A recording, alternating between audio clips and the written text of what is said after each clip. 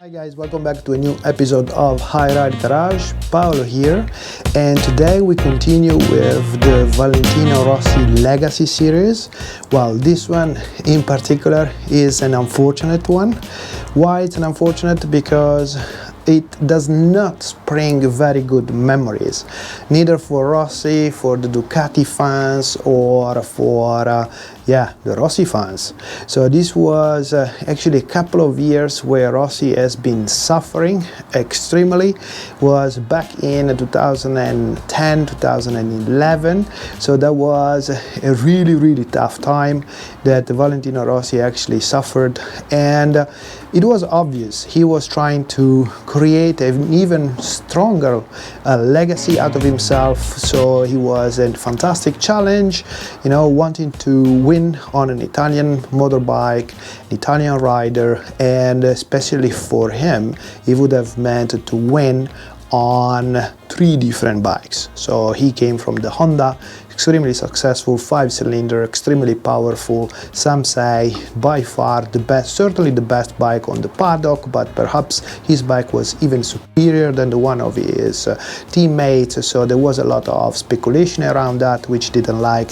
Then he jumped on the Yamaha, and while we all remember Welcome 2004, where he had a fantastic battle with Max Biaggi, and he came on top on the Yamaha bike that actually was considered pretty rotten and pretty useless, and he managed to transform it into a very successful motorbike, as we have seen, and he has been extremely successful, winning multiple championships on the Yamaha.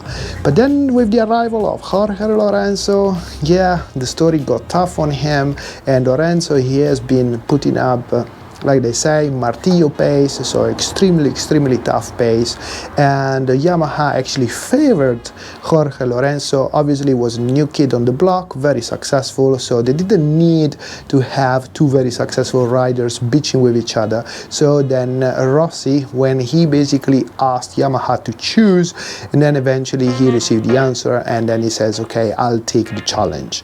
So this is actually a very nice story to also tell us that whenever we take a challenge, there has to be extra motivation in the challenge rather than in the revenge or proving other people wrong, like he tried to do on the Yamaha. So he went all the way to win on the Yamaha, but unfortunately could not replicate it on the Ducati. So why did I buy this helmet? Not very successful. He didn't win any race on the Ducati.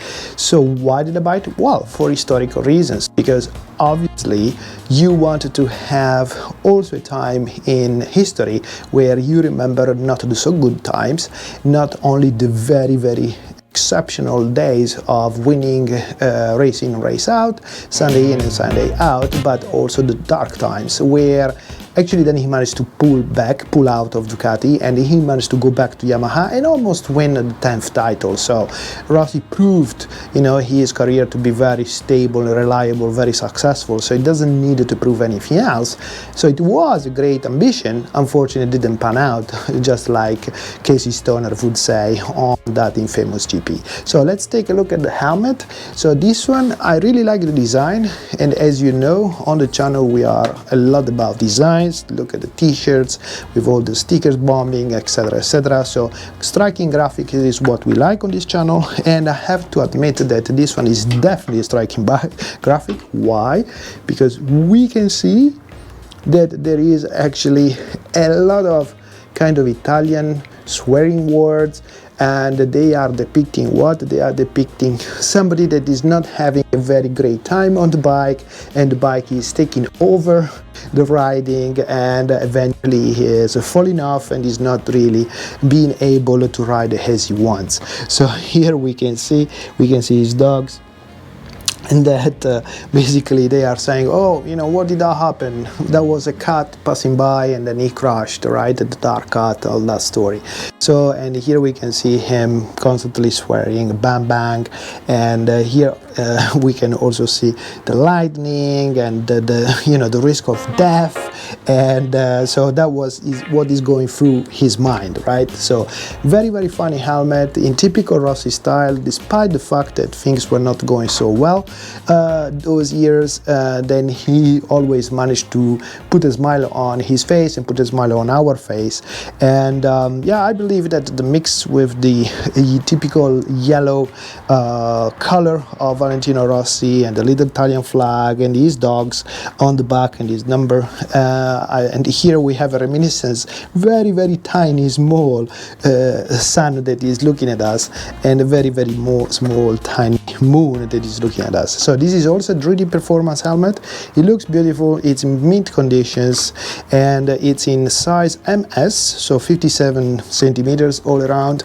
You can find it on the eBay store, and perhaps you can get the chance to win it on the channel, as long as you like, subscribe, comment and share on this video, and perhaps this is gonna be your helmet as soon as we pass X number of subscribers.